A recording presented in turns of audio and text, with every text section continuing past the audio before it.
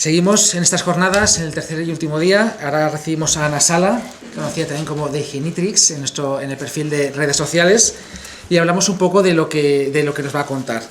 Ana Sala March es licenciada en Historia y Arqueología y actualmente está jubilada.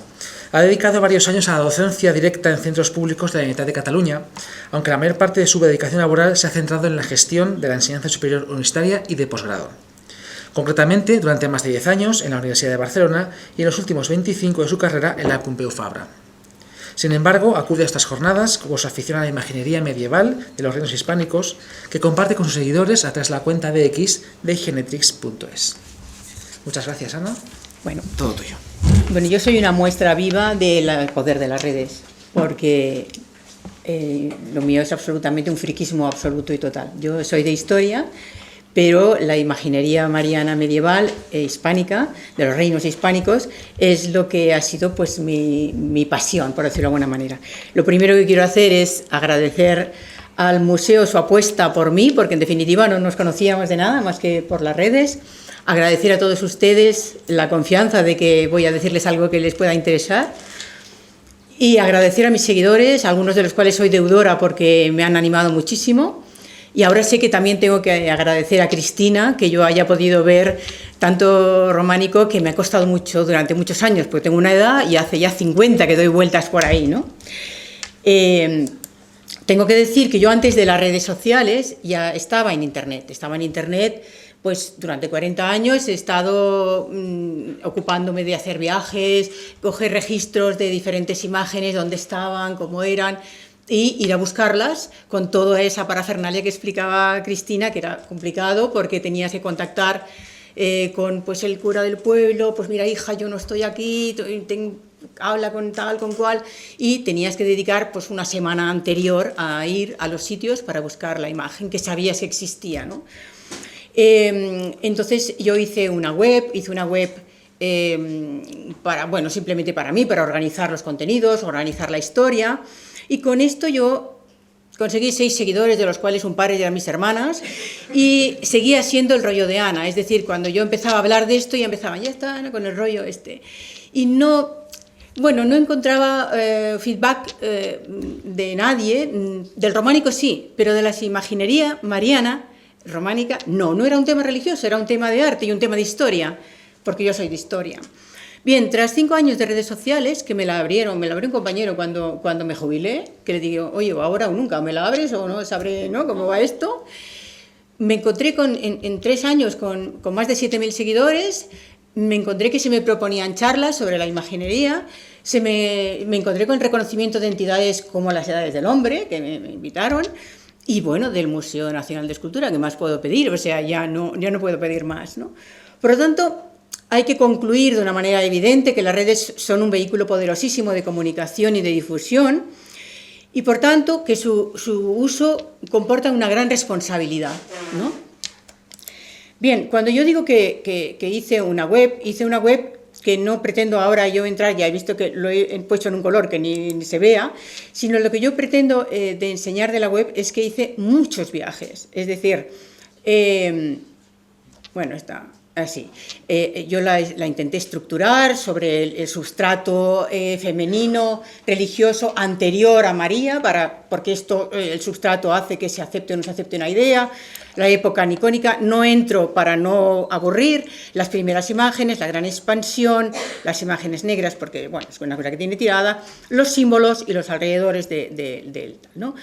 Pero yo lo que quería más que nada es dar la idea de que yo viajé mucho para conseguir esta cantidad de imágenes, ¿no? Solamente es Navarra, ¿vale? Está por provincias y tengo hasta 2.400. Hay quien me dice que tengo más de las que hay.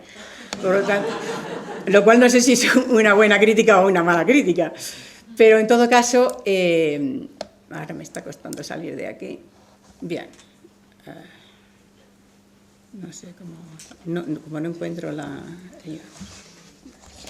encuentro para cerrarla, ¿sabes? No llega. Ya, perfecto, gracias, Óscar. Bien, a continuación yo decidí entrar en Twitter tampoco por buscar seguidores ni nada, sino por buscar un poco de feedback del tema, ¿no? Porque no lo encontraba, simplemente, ¿no? Y entonces decidí entrar en Twitter. Y cuando entré en Twitter me encontré con el campo asiático, o sea, sin bandas ni porterías. Yo cuando vine aquí dije, Óscar, ¿quién viene? Más o menos, ¿qué público tengo? Aquí me encontré que no sabía nada de lo que había detrás, ¿no? Y me encontré con que yo enviaba imágenes, básicamente, y esas imágenes las contextualizaba con la historia, porque a mí lo mío es la historia. Y acababa con la frase de allí, de entonces, y enviaba una imagen que podría haber visto el personaje del que hablaba, o podía ser de la ciudad, bueno, era de la ciudad donde estaba explicando esa historia, ¿no? Y con esa coletilla de ahí, de entonces, pues bueno, se me quedó y iba explicando historias. Bien, yo no sabía quién tenía detrás, tenía de todo. Enseguida empecé a recibir, pues, ay, que los likes, ay, qué bien, esto es nuevo para mí. Me hacían preguntas, me daban ideas, y pensé que esto, pues, era fantástico, ¿no? Porque me desmenuzaban lo que yo decía, ¿no? Y poco a poco, pues, a base de hashtags y de seguir a otros entidades que a mí me interesaban, como seguro, pues, Huellas Románicas y, ¿no?, todas estas entidades que a mí me aportaban mucho, me encontré pues con una cantidad enorme de seguidores para lo que yo había imaginado en un principio, pues que no serían 6, pero serían 20, ¿no? Pero no miles, ¿no? Entonces, enseguida me di cuenta que lo más importante que yo estaba recibiendo de Internet era que encontraba otras miradas, que por eso lo he señalado aquí con esos ojos así románicos, ¿no? Otras miradas de otras personas, que llegaba a sitios que no me había imaginado nunca, porque la gente dice, Internet llega a todas partes. Bueno, todas partes es como decir, vamos a cenar a cualquier sitio, porque no nos vamos a encontrar, hay que concretar dónde vamos, ¿no?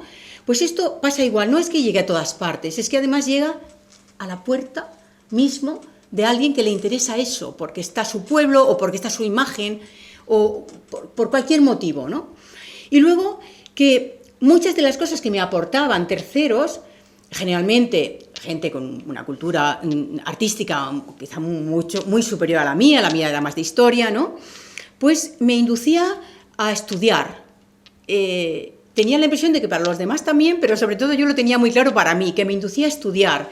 Y dejaba de mirar la imagen para mirar todo lo de alrededor. Y dejaba de pensar en la imagen para pensar en todo lo de alrededor. Con lo cual yo vi que eso era muy rico para mí. Muy rico porque me componía, lo he intentado plasmar como si fuera un puzzle, que me iban aportando cosas, yo aportaba algo, ideas, pero esas ideas ya las tenía yo. Era que lo que me aportaban a mí también era muy bueno, ¿no? Evidentemente no vamos a negar que hay haters en Internet. Lo he querido hacer así con este gato rabioso, ¿no? Pero, y sobre todo porque el tema de la imaginería mariana, aún tratada como historia, porque la historia de Europa es la historia de la Iglesia y viceversa, ¿no? Por lo tanto, aunque hables de historia, cuando pones una imagen cristiana, eso tiene además un componente muy delicado, y que yo siempre he tratado en todos los redactados, procurar no poner ninguna adversativa, no comparar una imagen con otra, una virgen con otra, porque no sé si se han dado cuenta ustedes que el Cristo es el Cristo en todas partes, pero la virgen no. Cada una tiene la suya y la del pueblo de al lado no cuenta, es otra cosa. Yo creo que eso viene de la historia inicial, ¿no? Que esto es una guerra ganada a la Iglesia, por decirlo de alguna manera, a la Iglesia inicial, ¿no? A la Iglesia de Roma, ¿no? Que primeramente parecía que las imágenes eran diosas, ¿no? Pero cada pueblo quería su madre, ¿no? Bien, al margen de esto, yo ahora lo que voy a hacer es poner un ejemplo de otras miradas, unos ejemplos de llegar hasta la puerta y unos ejemplos de inducir a la historia, ¿no? Unos ejemplos que son completamente referenciados con la imaginería mariana, porque es lo mío, ¿no? Bueno, está clarísimo que nosotros miramos con una mirada condicionada. Nosotros estamos en una tradición, en una religión, sea religioso o no, tienes una tradición cultural, tienes una experiencia, tienes unos referentes. Aquí cuando hablamos del norte hablamos del Cantábrico, cuando hablamos del sur hablamos de Andalucía, pero no todo el mundo. No todo el mundo habla así, ¿no? Como es natural. Para unos, pues el norte es Estados Unidos, para los de México, ¿no? Bueno, entonces, estas miradas nuevas a mí me han aportado mucha cosa, ¿no? Entonces, decía John Berger que la mirada a la realidad incluye cierta conciencia, es decir, incluye cierta parte de ti. Pues esta parte de ti, de los otros, a mí me ha sido muy enriquecedor, ¿no? Entonces, os voy a poner algún ejemplo. Yo tengo una base de datos de 2.400 imágenes, de las cuales en esa base de datos yo solo subo a internet la imagen y 4 datos, de dónde es, cuál es la advocación, de qué siglo es, y alguna información colateral, pero no pongo nunca de dónde es, por el motivo que decíamos antes, porque muchas de ellas están en lugares absolutamente apartados o abandonados, ¿no? Alguna vez que ha sido algún pueblo, como recuerdo Leyún, que había 2 ancianos que tenían la ermita al lado, ellos tenían la llave, vivían con 50 perros y 25 gatos, y decían que muchas veces les habían dicho que se la llevaban para arreglarla, y ellos habían dicho que no, y yo decía santamente, porque seguramente volvería una preciosidad que no tiene nada que ver con el siglo XII, ¿no? Bien, pues dicho esto, esta base de datos yo la hago jugar para sacar estadísticas, ¿no? Estadísticas de mi base de datos. Lo digo porque también es verdad que a lo mejor a mí me faltan imágenes o hay más de una provincia que de otra. Pero una cosa que me llamó muchísimo la atención en mi base de datos cuando hacía estadísticas es que un 43% de las imágenes más antiguas, de las románicas, no llevaban objeto o no tenían mano. La gente me decía, bueno, claro, porque la mano es lo que sobresale, entonces es lo que se rompe. Bueno, sí, bien, sí, puede ser. Pero muchas no llevan objeto, ¿no? Y comentaba, y un día hice en Twitter, permitidme que siga diciendo Twitter, porque si digo X no sé decir derivadas, no sé decir X0, ni, bueno, eso. Entonces, yo hice esta estadística, simplemente la puse allí como una cosa curiosa, y dividí en que el 43% no tenían objeto o no tenían mano, el 35% eran esferas, que es el objeto con diferencia más exitoso durante esos siglos, con mucha diferencia, un 13% tenían una flor única, no un ramo, es decir, no era decorativo, era simbólico, como todo en el románico, un 5% tenía frutas, especialmente manzanas, y un 4% otras cosas, un cetro, otras cosas. Bien. Alguien me dijo en un tono un poquito desconsiderado, ¿y eso que lleva ahí? Eso parece que lleve una seta. Y yo dije, bueno, seguramente llevaba una flor y ha desaparecido, ¿no? Y me dijo, no, porque realmente aquí no se aprecia quizá, pero en la imagen se ve un tallo grueso. Eso parece una seta. Y yo, bueno, me remití a los haters y no hice mucho caso, pero me quedé con la copla. Y empecé a mirarme toda mi base de datos una por una, en grande, para verla, ¿no? Y me encontré con esto, ¿no? No una, un montón. Vírgenes fúngicas, que no sabía que existieran, las había tenido delante durante 10 años. Y nunca las había visto, siempre las había clasificado como flor única, ¿no? Eso quiere decir que yo estaba condicionada, estaba absolutamente condicionada, pensaba, es que no la veía la seta, simplemente no la veía. ¿Qué pasa? Bueno, una seta no tiene tampoco una consideración más rara o menos que otras, entre otras cosas puede ser un alimento como otras cosas, pero también puede estar conectada con otras cosas que nos han llamado la atención a veces en el mundo, como es que los licores espirituosos sean tan típicos de los monasterios benedictinos, puede estar asociado con estados alterados de conciencia, o no, pero quizás sí, igual que las setas, o no, pero quizás sí. Aquí he reproducido una que es la más característica, y incluso se llama la Virgen del Champiñón, pero es que no me ha llegado al cerebro, jamás, ¿no? Durante 10 años, ¿no? Aún ahora que las he enviado por internet 1000 veces, a la gente le sorprende, pero no se habla de ellas. También es verdad que cuando buscas románico encuentras canecillos, encuentras capiteles, encuentras arquitectura, pero no encuentras imágenes marianas, no están, no. Y cuando he buscado en algunos archivos, muchas veces cuando se habla, por ejemplo, la primera imagen de la que se cita en un texto histórico, que evidentemente seguro que es que no, que es la Virgen de Irache, que se dice nuestro gran Garcés se arrodilló delante de la Virgen de Irache, seguramente hablaba de Santa María de Irache, perdonad, seguramente hablaba de la iglesia y no de la imagen. Es decir, posiblemente hay esta confusión que normalmente se habla de la iglesia y no de la imagen. La imagen no hay en la península ibérica que yo conozca y que los estudiosos digan anteriores al siglo XI no hay imágenes marianas. ¿Bien? Pero, en todo caso, esto yo creo que es una demostración clara de que nosotros podemos tener delante una cosa, pensar que la hemos visto mucho, que sabemos mucho de eso, y de repente viene una persona de fuera que no las ha mirado nunca y te dice una cosa que te abre un mundo entero, porque te viene la duda de todas las imágenes halladas, no aparecidas, que es otra cosa, halladas, las encontradas, que tienen aquel tipo de leyenda muy similar, encontrado por astados, que las ha encontrado siempre gente del pueblo, etcétera, etcétera, están siempre con su fiesta en el 8 de septiembre, ¿no? Acerca de la vendimia. ¿Otra casualidad? Sí, quizá no lo sé. En todo caso, lo pensé por motivo de este comentario, ¿no? He puesto aquí la Virgen de San Lorenzo porque también es otra de las que, ya que estoy en Valladolid, ¿no? Porque es otra de las que tiene su festividad el 8 de septiembre. Otra de las que fue hallada, no aparecida, dice que traída de Consuegra, algunos dicen que desde la batalla, difícilmente, de la batalla de Consuegra es de 1097, donde murió el hijo del Cid. Yo creo que no, pero en todo caso es una demostración clara de una virgen antigua, también de 8 de septiembre, como todas las vírgenes halladas, y que hace pensar simplemente por una mirada de una persona que lo mira con unos ojos diferentes a los tuyos. El segundo ejemplo, y solo hay dos de cada tipo para tranquilizaros, es en la misma estadística, en el mismo tuit que había enviado la estadística de objetos más portados. Bueno, vuelvo a hablar, que si la esfera, la más importante, las frutas, tal, igual, y alguien me dice, bueno, esa manzana podría ser una esfera.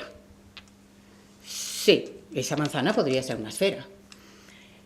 Y pensé, cierto, porque realmente pues es redonda, lo que sí que es verdad que es verde. Aquí hay la típica imagen, esta de Medina del Pomar, es absolutamente típica esa flor única, enorme, muy grande, por lo que yo justificaba el tallo tan grueso que había visto en otras. Aquí está pues la Virgen del Bico, que es una preciosidad, es una monada, además como yo la encontré, que estaba la iglesia de San Cosme en obras y me dejaron entrar y fui levantando lienzos y tuve esa sensación de, ¿no? Cuando la encontré, que parece que me iba a cortar la respiración, ¿no? Y esta es una que está aquí en el Museo de Escultura de Valladolid, que tiene, como veis, dos esferas, porque es con diferencia el objeto más portado en ese momento, ¿no? Después desaparece, a partir del 14 prácticamente desaparece, por algún motivo, no lo sé, pero desaparece. Entonces yo pensé, bueno, es cierto que casi todas las esferas debían significar lo mismo, por lo tanto podría ser, vamos a ver, si estas manzanas son muy colaterales. Hay esferas que parecen canicas, hay esferas enormes y hay esferas medianas. Si esas esferas medianas las pintáramos de verde parecen manzanas, y si les ponemos una hoja ya es indiscutible. Pero seguramente en el románico, que todo tenía un significado, seguramente significaban lo mismo. El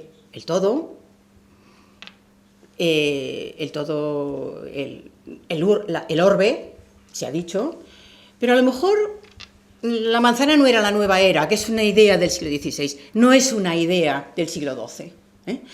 Y entonces me los fui mirando con cuidadito, porque todo lo que te dicen en internet, si te lo dicen en un tono medianamente bueno, hay que escucharlo, y me encontré con que todas las imágenes de mi base de datos, vuelvo a decir, si hay alguno que aquí en su pueblo la tiene del siglo XII y lo tiene con una manzana, me callo, pero todas están repintadas en el siglo XVI, posteriores a Trento.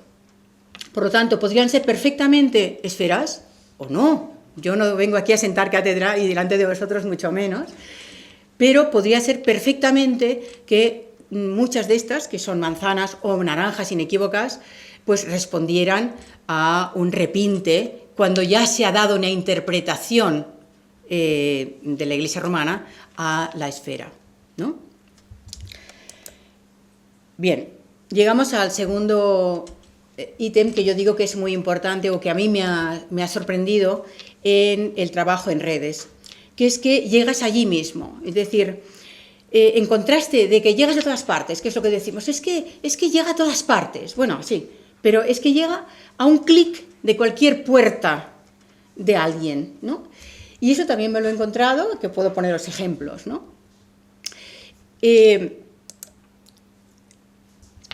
Un día hablaba de vírgenes que habían estado lapidadas, que se habían encontrado detrás de un tabique, escondidas, no enterradas. No estamos hablando ni de las enterradas más antiguas, con esa leyenda de astados y gente del pueblo, ni de las aparecidas, que entonces siempre es principesco, testa coronada y batalla de reconquista, sino de las que se han encontrado escondidas, que seguramente responden a un motivo absolutamente estético. Hay un momento que alguien dice, ¡ay, qué feas!, y está más de moda otro tipo, y da cosa destruirlas, y se ponen detrás de una pared, o se ponen detrás de un retablo. De estas hay muchas. Y hablando de estas, envié la Virgen de Utande, simplemente porque es una de las que se han encontrado no hace mucho, en Guadalajara. Esta foto es del cronista de Guadalajara, porque hay pocas fotos de la Virgen de Utande. Después ya, una vez se restauró, ya ha habido más, ¿no? Bueno, es normal y es lógico que sea así, ¿no? Bien, ¿y cuál no sería mi sorpresa? Que me llega un tuit de Salvador Tabernero, que es el señor albañil que encontró la imagen, ¿no? Y su hijo. Entonces, hablaban a un nivel prácticamente de milagro, ¿no? Un entusiasmo que para ellos también sirvió para compartir eso, y para mí sirvió de decir, pero bueno, es que he llegado que tienen los andamios detrás todavía la imagen, ¿no? Y fue realmente muy sorprendente. Esta imagen ya se ha subido, les pedí permiso, ellos han subido imágenes y ya existe. Pero en aquel momento para mí fue absolutamente emocionante, ¿no? Es decir, ha llegado a la puerta del Señor que descubrió la imagen, ¿no? Bien, yo creo que ustedes piensan como yo que esto es una entrada directa, ¿no?, a las casas, ¿no? Otro segundo ejemplo, ya les he dicho que solamente hay dos de cada uno, es la Virgen de los Favores. Un día, hablando de las advocaciones, las imágenes más antiguas tienen o bien advocaciones del lugar, y eso seguramente es porque desconocemos, decimos la Virgen de Utande o la Virgen del Vico, porque desconocemos seguramente la advocación inicial y le llamamos por el nombre del pueblo donde está, ¿no? Pero las que conocemos la advocación suelen ser advocaciones de la naturaleza, la Virgen del Espino, la Virgen de la Fuente, la Virgen del Puy, que significa de la montaña, la Virgen o sea, casi todas son nombres de lugares de la naturaleza, ¿no?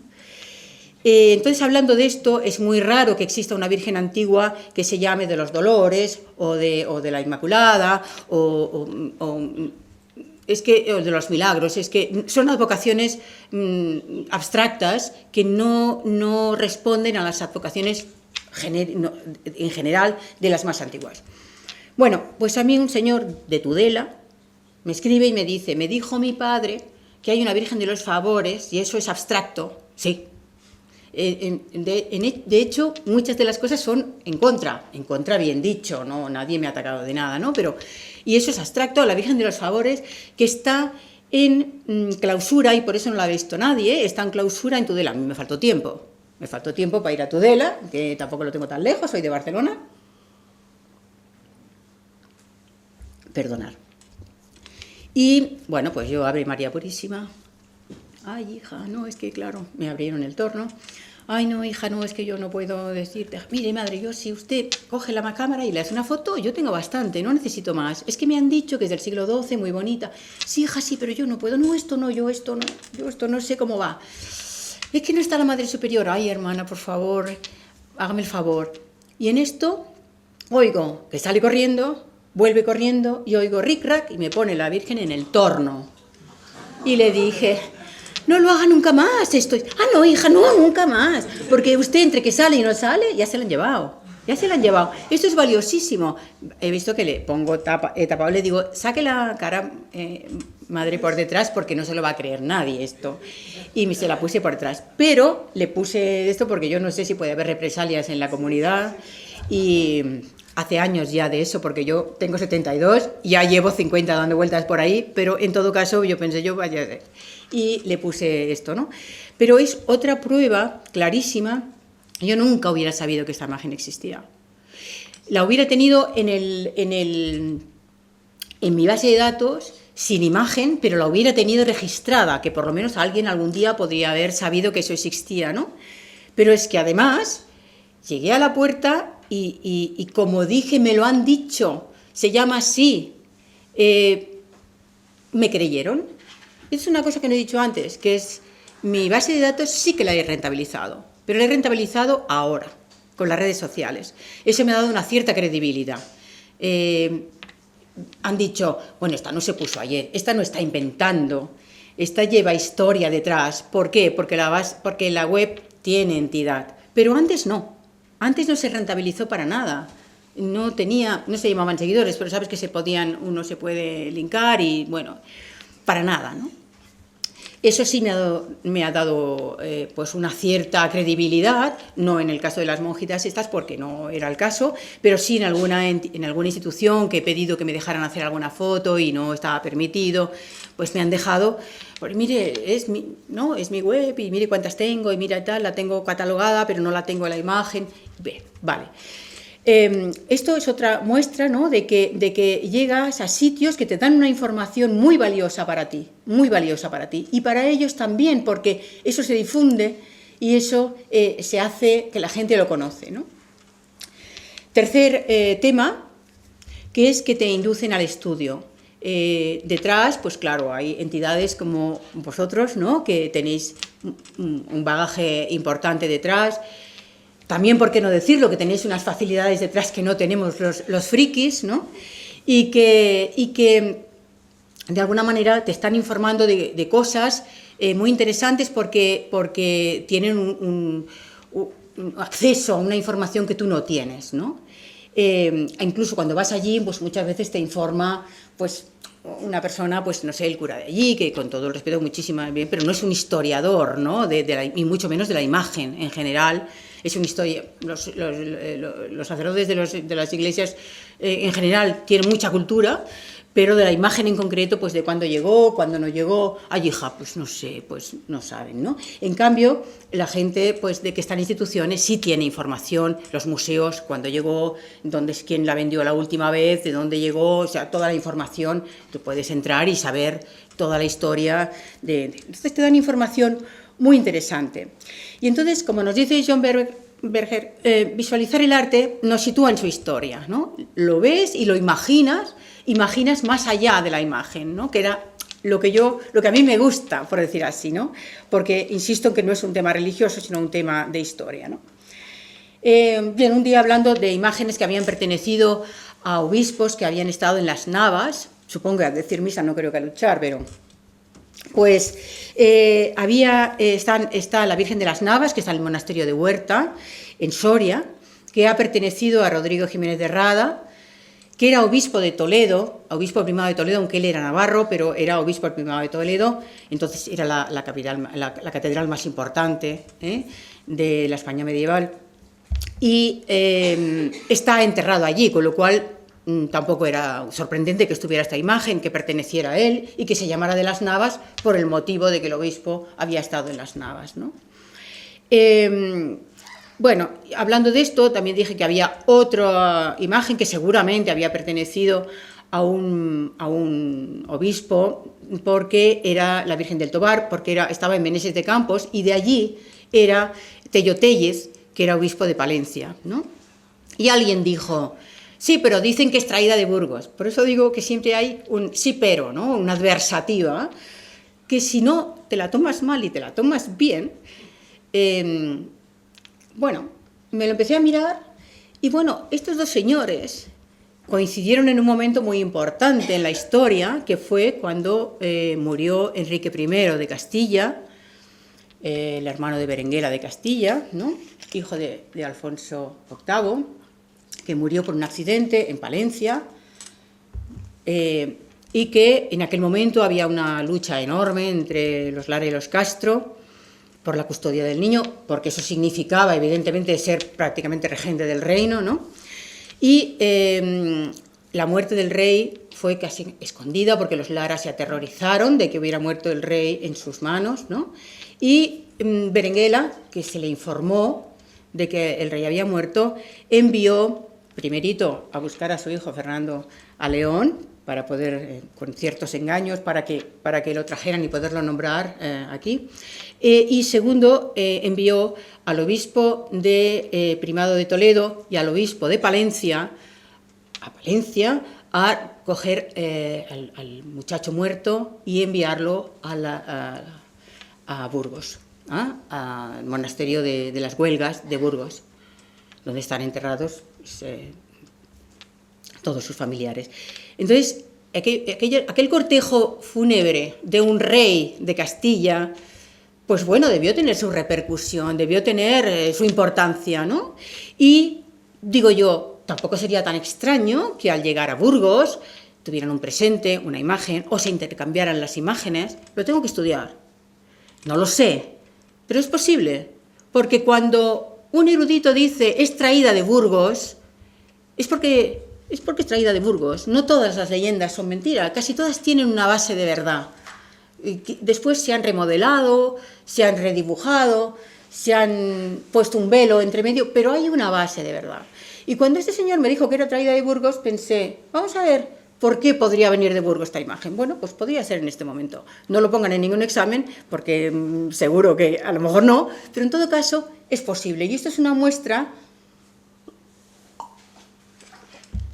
de que la red te informa de cosas que te inducen a estudiar, que te inducen a pensar más allá de la imagen. Ahora ya no estamos hablando de la imagen, estamos hablando de Alfonso VIII, estamos hablando, ¿no?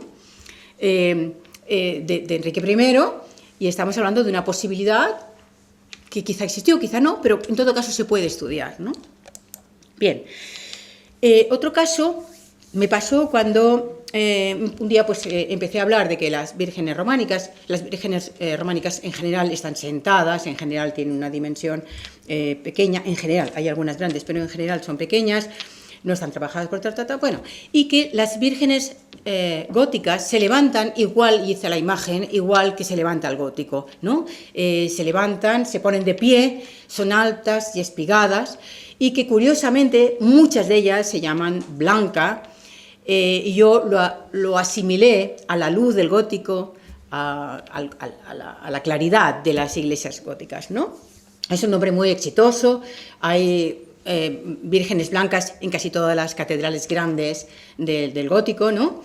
Y alguien comentó, pues la imagen anterior de la catedral románica de León era una virgen negra. Y yo digo, uy, esto suena a antagonismo entre blanco y negro, entre negro y blanco. Como suena antagonismo la leyenda del topo de la Catedral de León, como saben, ¿no? Existe una leyenda que dice que como Penélope, ¿no? Que lo que se construía de día se derrumbaba de noche. Dicen los arquitectos que es que había un suelo muy arenisco. Digo yo, también podría haber un infiltrado, ¿no? Porque, ¿no? Sabemos positivamente, y eso ya no es un invento, que los monjes, muchos monjes leoneses se refugiaron en la Al-Ándalus, no en Castilla, sino al sur. Se refugiaron huyendo de enfrentamientos entre el consejo, entre el consistorio y los clérigos, ¿no? Que se fueron al sur. Y sabemos que hay detrás, un poquito antes de eso, un enfrentamiento entre el rito mozárabe y el rito gregoriano, porque, bueno, todas las novedades, y sobre todo novedades en tema religioso, pues hay mucha persona que se agarra a lo anterior, ¿no? Entonces, entre los ritos mozárabe y el rito gregoriano hubo mucho enfrentamiento. Es verdad que ya estamos hablando del siglo XIII y eso fue un poquito antes, Pero estas cosas a veces, yo qué sé, pueden durar. ¿Es un antagonismo? No lo es, no lo sé. Sí es verdad que la Catedral Románica de León es una de las poquísimas que se construyó ex novo. Construir una catedral casi siempre se hace añadiendo encima, incluso encima de las grandes mezquitas, se hizo dentro, al lado. Además, no se derruyó, porque derruir una catedral es un acto social de mucha agresividad, y por lo tanto, normalmente no se hace. Es verdad que León es una de las que se hizo ex novo, es decir, se derruyó la anterior, hubieron dos anteriores, y la última se había inaugurado algo así como 50 años antes de derruirse para construir la gótica. No digo que fuese una lucha, pero lo parece. Entonces, ¿qué hay ahí? Pues un estudio posible, ¿no? De decir, realmente hubo un enfrentamiento tan serio como para derruir una catedral, construir otra, esta Virgen no es la Virgen de Regla, es la Virgen de Regla, pero es un altorrelieve que está en el claustro. La Virgen de Regla de León no está en León. Yo tengo mi opinión de dónde está, pero que no quiero que me vengan a buscar con antorchas, no lo digo. Pero sí, porque lo creo bastante en serio dónde está, ¿no? Pero no existe ya, desapareció, ¿no? Bien, es otra muestra, ¿no?, de que las aportaciones de terceros son valiosas, ¿no? Aunque nosotros nos pensemos que llevas 50 años con esto, ya sabes muchas cosas, has visto muchas cosas. Bueno, pues las tienes delante y no las ves. Bueno, pues lo tienes delante y no lo has pensado nunca, hasta que te dicen cosas que te llaman la atención, ¿no? Entonces, provocación, a veces sí, pero en este caso yo me he tomado siempre bien la provocación, porque siempre se ha dicho pero, ¿no? Por ejemplo, esta imagen es de aquí del museo, es una imagen de triple generación, mucha gente ni las contempla, es una maravilla, es típica porque lleva su toga de viuda, lleva su manto rojo, que casi todas las llevan rojo, excepto las que están repintadas. Es una imagen que desaparecieron en la península, aparecieron solamente a partir de Trento. A Trento no le gustaron porque Santa Ana no era bíblica, y al no ser bíblica, pues no es que fuera mala, pero en todo caso no era bíblica, y entonces no procuró que no se hicieran, pero en el norte de Europa se siguieron haciendo, y las de tipo flamenco, gótico flamenco, aquí también, que tenemos una también en el museo que es una maravilla, y como no se la enseño, luego la iremos a ver, supongo, ¿no? Alguien la irá a ver. Y esta imagen es muy significativa, las de triple generación, porque Santa Ana es del mismo tamaño que la Virgen prácticamente, es una preciosidad típica.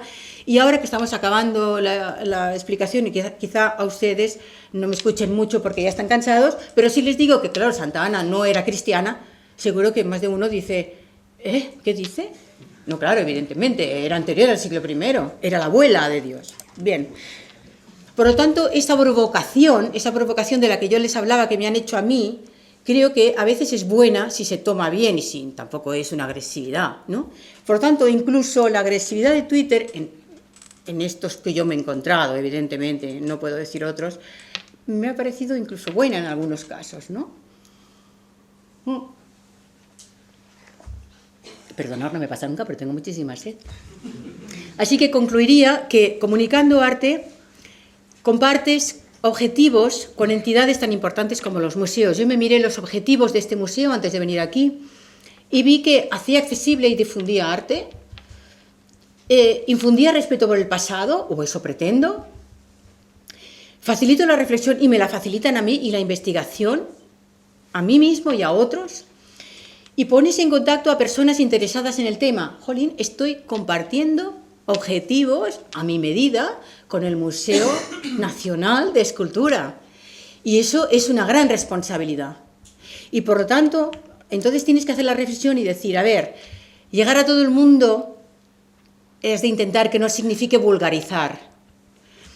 Que la cantidad de información, porque yo hacía un tuit diario, que a veces llegaba a ser un poco agobiante y todo, ¿no? Y no vaya en detrimento de la rigurosidad. y que el querer contentar a todos, porque, ay, sí, esta, mira, qué bonito tal, no vaya en detrimento de la objetividad. Tú tienes que seguir siendo objetivo con lo que tienes que decir, no vas a cambiar porque les guste más esto o lo otro, ¿no? Porque el arte muestra lo que el hombre es capaz de hacer, y si lo rebajamos de nivel, de registro, desprestigiaremos a los museos, a las entidades, incluso al concepto que el hombre tiene de sí mismo, porque él se refleja en lo que ha sido capaz de hacer. Y hasta aquí, pues, mi intervención. Muchas gracias.